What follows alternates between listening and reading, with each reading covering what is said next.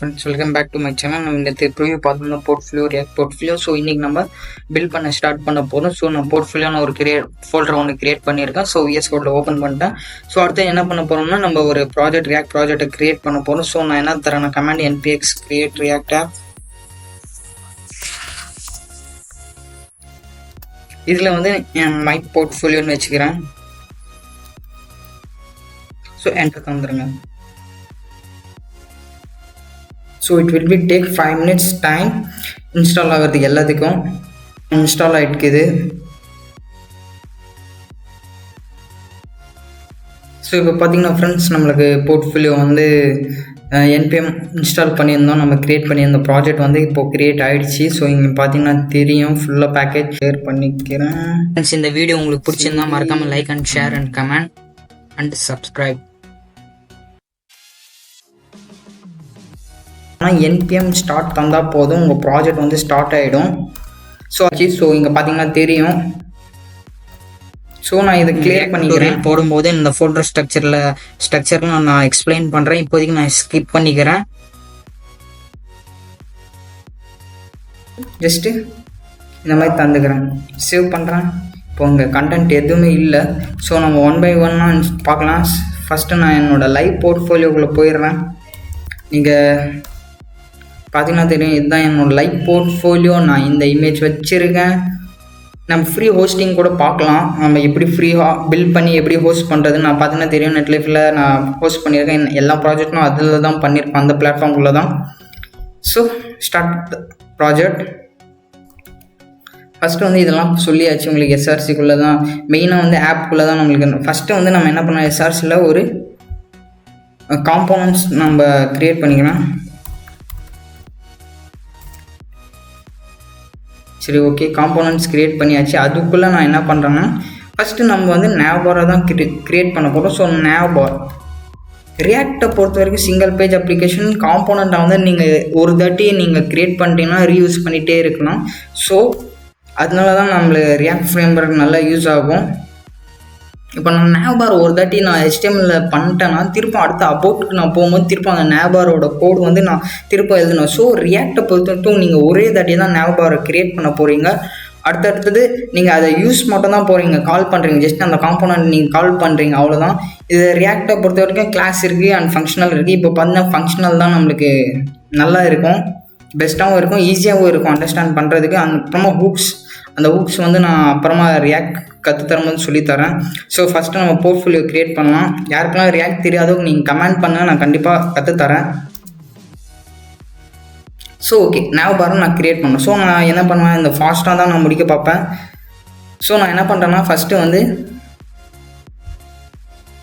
React bootstrap install பண்ணுறேன்.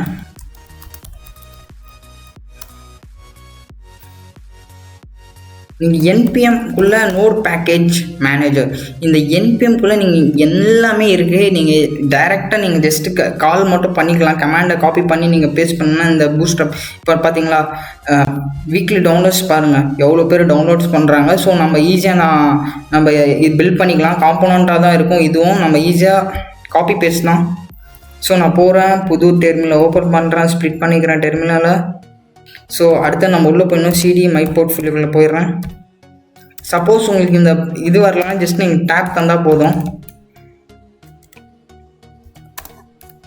இங்கே பார்த்தீங்கன்னா தெரியும், டேப் தந்தால் நீங்கள் உள்ளே போயிடலாம். ஜஸ்ட் இப்போ வந்து நான் வந்து பேஸ்ட் பண்ணிக்கணும் அந்த இன்ஸ்டால். ஸோ அடுத்தது வந்து அது இன்ஸ்டால் ஆகட்டும். இங்கே பார்த்தீங்கன்னா தெரியும், அது இன்ஸ்டால் ஆகிட்டு இருக்குது. ஸோ நான் அடுத்தது போய்க்கிறேன் ரியாக்ட் பூட்ஸ்ட்ராப்பில்.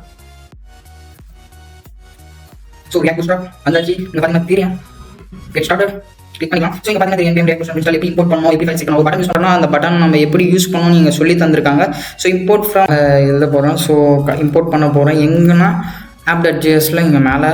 ஸோ இதுதான் நம்மளுக்கு மெயினாக இருக்கிறது, அதனால நான் இங்கே இம்போர்ட் பண்ணிக்கிறேன். நான் அது மூவ் பண்ணிக்கிறேன்.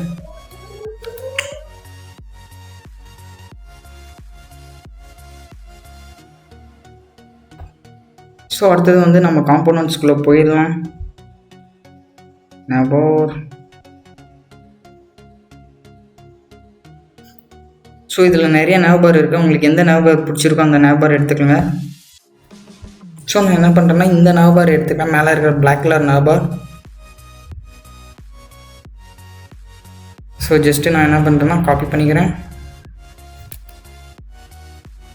ஸோ அடுத்து நான் என்ன பண்ணுறேன், இந்த நாபாருக்குள்ள ஃபோல்டருக்குள்ளே நான் ஃபஸ்ட்டு நான் போய்க்கிறேன். நான் இப்போ வந்து இந்த ஃபைல் க்ரியேட் பண்ணும். எப்போவுமே நீங்கள் ஒரு காம்போனண்ட்டை க்ரியேட் பண்ணுறீங்கன்னா கேப்ஸில் பண்ணுங்கள். ஃபஸ்ட்டு லெட்டர் நாபார் நான் வச்சுக்கிறேன். navbars.js நான் க்ரியேட் பண்ணிட்டு, ஸோ ரியாக்டில் வந்து சம் எக்ஸ்டென்ஷன்ஸ் இருக்குது. நான் என்ன யூஸ் பண்ணுறேன்னா எக்ஸ்டென்ஷன் பார்த்திங்கன்னா தெரியும், நிறைய எக்ஸ்டென்ஷன் இருக்குப்பா. நீங்கள் ஜஸ்ட்டு நான் என்ன பண்ணுறேன்னா React arrow functional component and export நீங்கள் தந்தால் போதும் ஆட்டோமேட்டிக்காக உங்களுக்கு க்ரியேட் பண்ணி தருங்க navbarsன்னு. ஸோ நான் என்ன பண்ணுறேன்னா இங்கே தெரியும் ES7 react and Redux snippets, அது யூஸ் பண்ணிக்கோங்க. So Ctrl B. ஓகே, நான் இந்த டெர்மினலை க்ளோஸ் பண்ணிக்கிறேன்.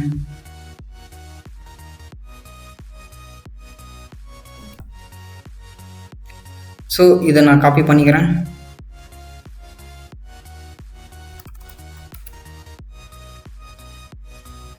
பேஸ்ட். அடுத்தது ஜஸ்ட்டு நான் இது தான் நான் கால் பண்ண போகிறேன். ஸோ அதுக்கு நான் காப்பி பண்ணிக்கிறேன். எப்பவுமே வந்து நீங்கள் ஃப்ரெக்னமெண்ட்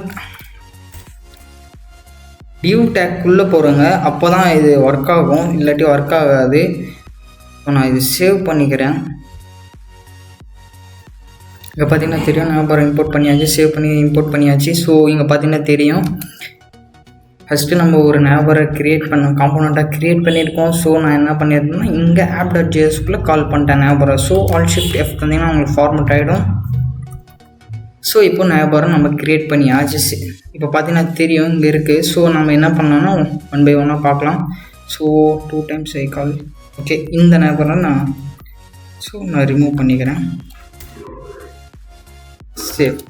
தட்ஸ் இட். இப்போ பார்த்தீங்கன்னா தெரியும் நேபர் க்ரியேட் ஆகிடுச்சு. ஸோ நான் அடுத்தது என்ன பண்ண போகிறேன்னா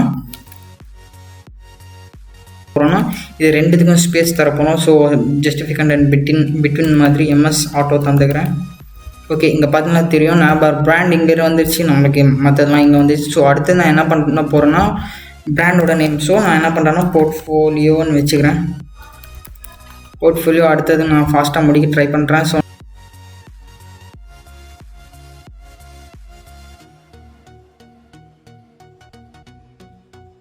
ஸோ இப்போ நம்மளுக்கு ஒரு நேபார் க்ரியேட் ஆகிடுச்சு.